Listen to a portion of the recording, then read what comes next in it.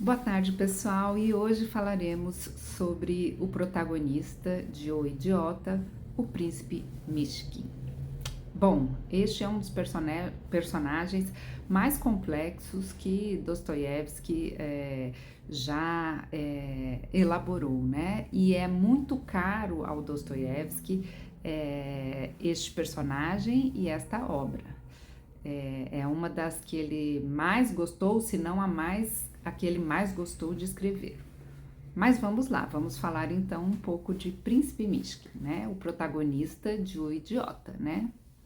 Bom, começando pelo título, né, gente, do romance, que já adianta o modo como a sociedade, no caso, a sociedade de Petersburgo, né, que estava ali ao redor dele, que o conhece, o enxerga, né? Como é que as pessoas em Petersburgo, quando este príncipe chega, né, lá da Suíça, né, onde ele ficou internado por alguns anos, tratando da epilepsia, e assim que retorna a Petersburgo, como esta sociedade o enxerga, né? Bom, à primeira vista, ele pode parecer até assim para os leitores, né? Também, não só para os personagens, né? Que ele é um homem assim muito simples, muito gentil e bastante desajustado, né? Quando a gente começa a ler a obra, né? A gente tem um pouco essa percepção, né? Então, é fácil fazer uma leitura de que ele seria um personagem assim, tolinho, né? Um personagem assim que como se fosse uma criança, né? Uma criança grande, né? Que não compreende o mundo, que não compreende as coisas, que um tolo de fato, né? Então, à primeira vista, a gente poderia, os próprios leitores, fazerem essa leitura. E essa leitura, ela é frequente, é normal, né? Inclusive, uma parte da crítica pode ter também essa ideia, né? De que Mishkin é um personagem, é um bobo, um, um inocente, né? Mas será que isso é a realidade, gente? Será que de fato, quando Dostoiévski pensou nesse personagem, ele imaginou um, um homem simplesmente bobo ou um homem perfeitamente belo, como ele comenta com sua sobrinha, quando ele manda carta para sua sobrinha Sofia, se não me engano, né?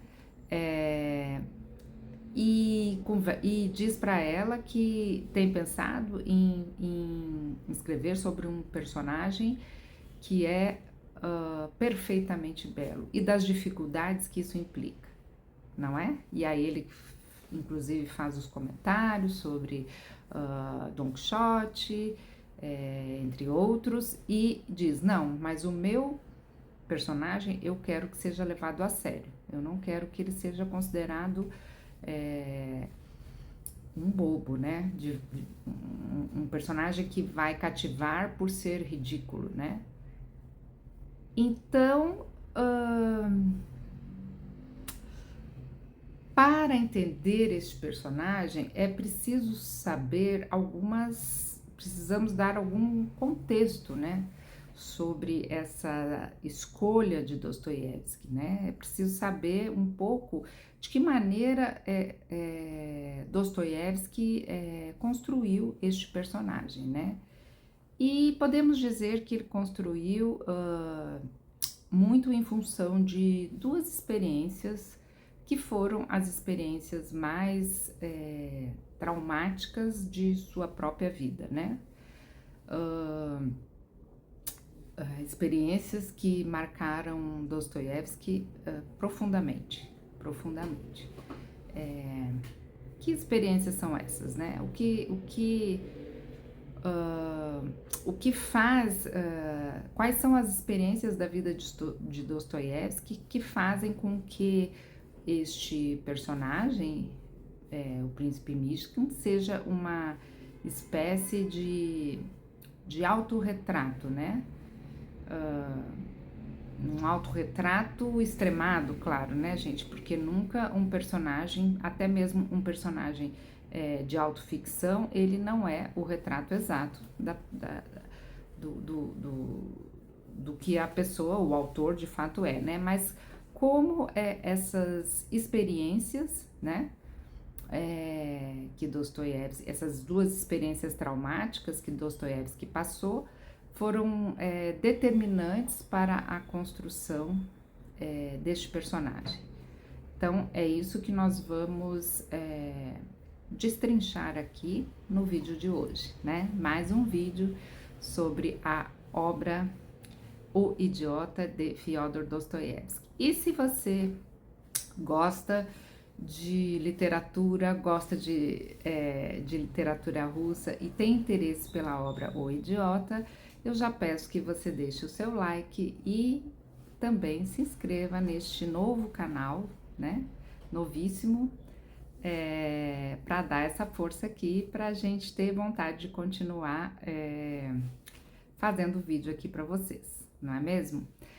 Então vamos lá, vamos falar um pouco os dados básicos, né, do príncipe, né, gente? Príncipe Liev Nikolaevich Mishkin, né, um jovem de 26 anos, órfão desde a sua infância. Só um minutinho. Voltando, gente. Então, um órfão desde a infância, o último nome, digamos assim, de uma linhagem aristocrática, né, mas já sem recursos. Passou uma infância doente, sofria com crises epiléticas, que eram tão fortes que praticamente ele não conseguiu ter uma educação formal, assim como os outros, né? Ele próprio afirma que em vários momentos ele esteve ausente, né? E foi tratado durante muitos anos num sanatório na Suíça. É lá, neste sanatório, que ele teve a sua formação afetiva, né, gente? Foi lá nesse sanatório que ele passou boa parte do tempo, né?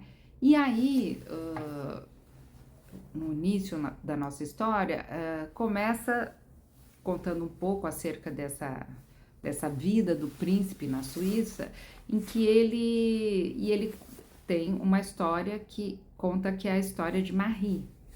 Era uma camponesa tuberculosa que foi seduzida e abandonada. E depois foi condenada moralmente por toda a aldeia, né? Condenada a tal ponto, né, que as próprias crianças a apedrejavam. Mas Mishkin, como já era este homem diferente, este homem com outro tipo de pensamento, né? Ele, sem dinheiro, sem poder, ele faz a única coisa que estaria, assim, a seu alcance, né? Que é tratar esta moça, né? Com uma dignidade, com muita dignidade. E aos poucos, ele convence as crianças a fazerem o mesmo, né? Quando a Marie morre, ela acaba sendo cercada por muito afeto, tanto do príncipe quanto das próprias crianças. Então, esse episódio é um episódio, assim, ilustrativo, né, gente, de como ilustrativo, e é um prenúncio de como o príncipe vai tratar certas questões aí na nossa narrativa, né? Principalmente no que diz respeito a nossa personagem principal também, a nossa heroína, Nastácia Filipovna. Bom, então, Mishkin tentará fazer com Nastácia o que fez com Marie. Só que São Petersburgo não é uma aldeia na Suíça. E Nastácia, principalmente, não deseja ser salva. Isso a gente vai ver com mais calma quando falarmos da própria personagem, né? E quando falarmos também do decorrer da narrativa, né? Então, a primeira camada mais profunda do personagem é a epilepsia. E não se trata, assim, apenas de um detalhe do enredo, gente. Não se trata só disso, né?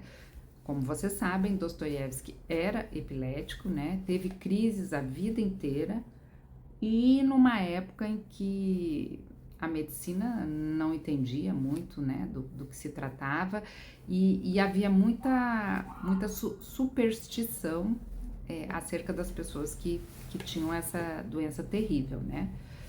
No romance, ele faz algo assim que é meio sem precedente, né? Pelo menos até aquele momento, né? Ele descreve a crise por dentro, né? Porque ele conhece isso profundamente, né?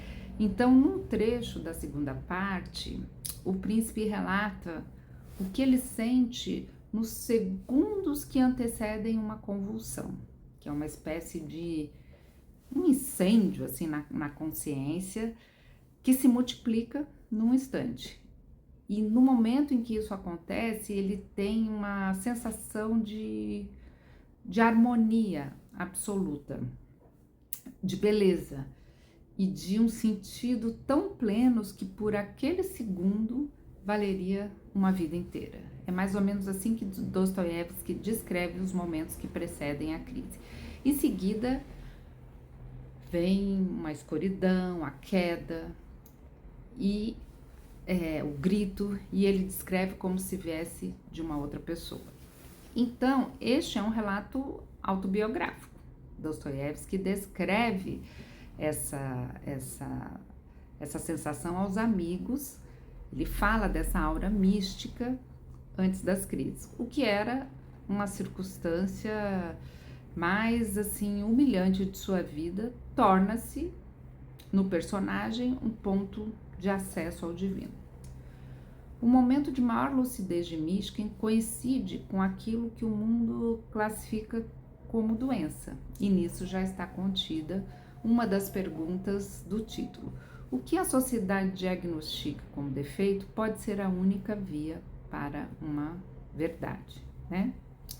Bom, a segunda camada, né, o segundo acontecimento traumático que vai influenciar a construção desse personagem é a execução. Logo nas primeiras cenas, em conversa com a família dos Epanchins, o príncipe descreve em detalhe o que se passa na mente de um condenado nos últimos minutos antes da morte. A subida ao cadafalso, a certeza do fim, a mente agarrando-se a qualquer detalhe, o brilho de uma cúpula dourada ao longe e o pensamento de que se houvesse um retorno, cada minuto se tornaria uma eternidade aproveitada. E esse trecho ele é baseado em fatos reais da vida de Dostoiévski, né? Em dezembro de 1849, aos 28 anos, muito jovem, né, gente? Dostoiévski foi condenado à morte por participar do Círculo de Petrachevsky, né, um grupo de leitura e de ideias que na época eram consideradas proibidas, né? Bom, levado à Praça Semionovsky, os nomes são difíceis, né, gente? Em São Petersburgo, com os demais condenados, foi feito todo um teatro ali, eles foram vestidos com mortalhas brancas, e ele assistiu aos 3 primeiros sendo amarrados nos postes, os soldados apontando os fuzis, imagina que loucura, né, gente? Até a chegada de um mensageiro do czar com o perdão, para dizer que tudo aquilo era um teatro. Tudo aquilo havia sido encenado.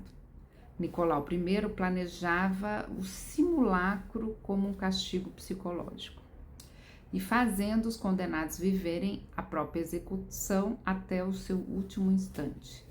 Bom, não é preciso dizer que os resultados foram catastróficos, né? Um deles enlouqueceu e não se recuperou, e Dostoiévski foi enviado à prisão na Sibéria. Tudo isso está escrito num livro que é uma autoficção de Dostoiévski, que é um dos livros que a gente pode comentar aqui depois. Recordação da Casa dos Mortos, maravilhoso. Bom, mas voltando ao Mishkin. Quando Mishkin descreve a ficção, aquilo há uma memória que é a memória do próprio autor, né? O autor depositou para esse personagem mais puro, que criou o trauma mais profundo que ele próprio carregava. E o uso que o príncipe faz disso é bem específico, tá, gente? Ele não narra o episódio para chocar, mas para afirmar, né? Afirmar que cada minuto da vida é um valor imenso, em geral desperdiçado. E isso é algo que nós mesmos pensamos, né? Então, o trauma converte-se em uma espécie de reverência pela vida. Bom, uma terceira camada é o projeto literário, né?